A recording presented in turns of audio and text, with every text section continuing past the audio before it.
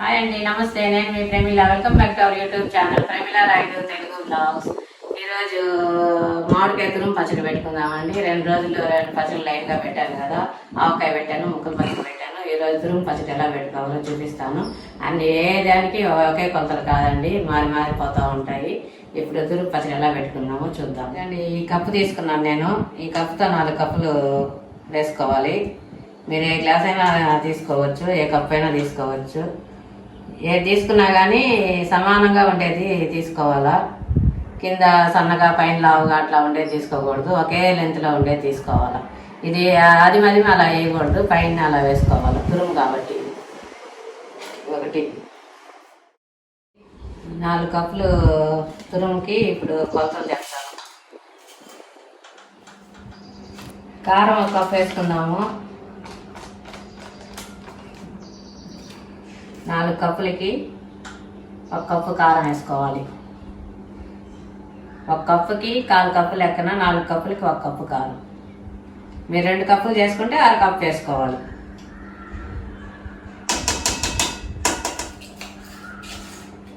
ఉప్పు 1/2 కప్పే తీసుకోవాలి.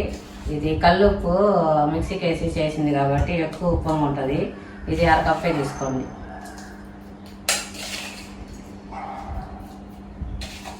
ఉప్పు అది తీసుకోకూడదు, ఊరికే పైన అలా వేసుకోవాలి. 1/2 కప్పు, 4 కప్పులకి 1/2 కప్పు ఉప్పు.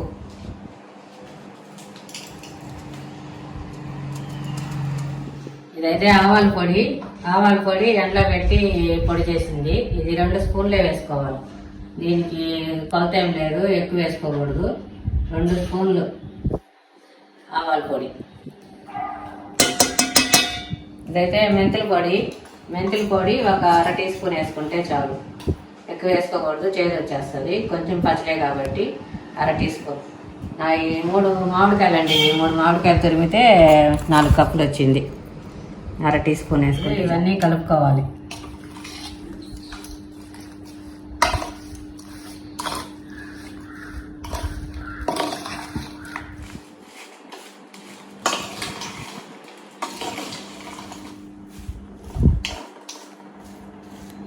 ఇదండి, ఇలా కలుపుకున్నాము. ఇప్పుడు దీనికి తాలింపు వేసుకోవాలి మనము.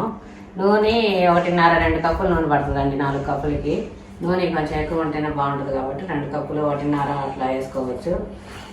చూసుకొని వేసుకోండి. ఇదైతే పుల్లటి మామిడికాయలకి కొలత అండి నేను చెప్పేది. మామిడికాయలు బాగా పుల్లంగా ఉన్నాయి, వీటికి కొలత. మామిడికాయ కొంచెం పులుపు తక్కువగా ఉందంటే కొంచెం అన్ని తగ్గించి వేసుకుంటే సరిపోతుంది. పోపు వేసుకుందాము. స్టవ్ ఆన్ చేసి కడాయి పెట్టాను. ఆయిల్ వేసాను, 1.5 కప్పు వేసాను ఆయిల్. చూసుకొని కావాలంటే మళ్ళీ వేసుకోవచ్చు. ఇప్పుడు మనం పోపు చేసి వేసుకుందాము. ఆయిల్ కాగిపోయింది, స్టవ్ ఆఫ్ చేసేసుకొని అన్నీ వేసుకోవచ్చు. ఆ వేడికే అన్నీ వేగిపోతాయి. జీలకర్ర 1 స్పూన్ వేసుకున్నాను. స్టవ్ ఆఫ్ చేసేసాను. జీలకర్ర 1 స్పూను,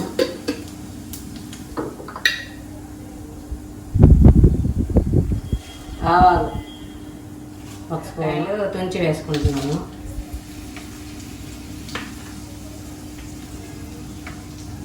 ఇలాంటి తెల్లగడ్డలు పొట్టు తీసి వేసుకుంటున్నాను, ఒక 20 తెల్లగడ్డలు.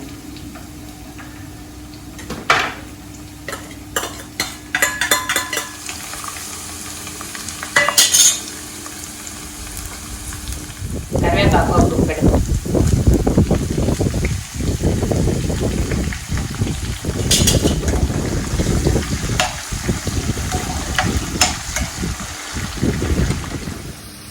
స్టవ్ ఆఫ్ చేశాను. పోపు నూనె బాగా చల్లారినాక ఇంకా పచ్చళ్ళు వేసి కలుపుకోవడమే.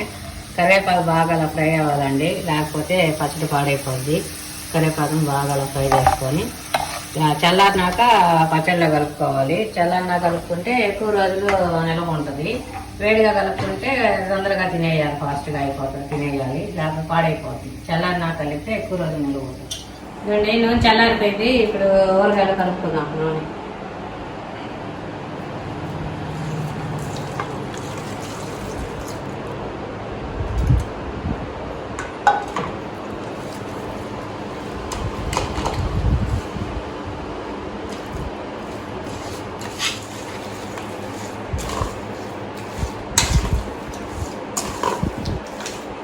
ఈ పచ్చడి అయితే అప్పటికప్పుడే అన్నంలో వేసుకొని తినేసేయచ్చండి.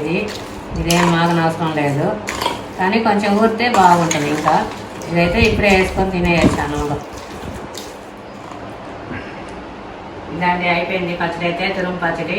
ఇంకా దీన్ని ఒక డబ్బాలో పెట్టేసుకున్నాము. రెడీ అయిపోయింది.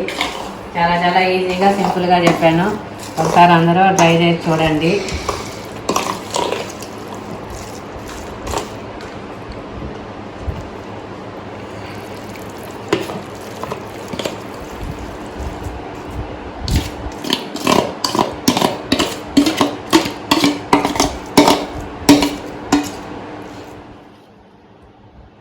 పచ్చడి అయిపోయింది, డబ్బాలకు తీసేసాను.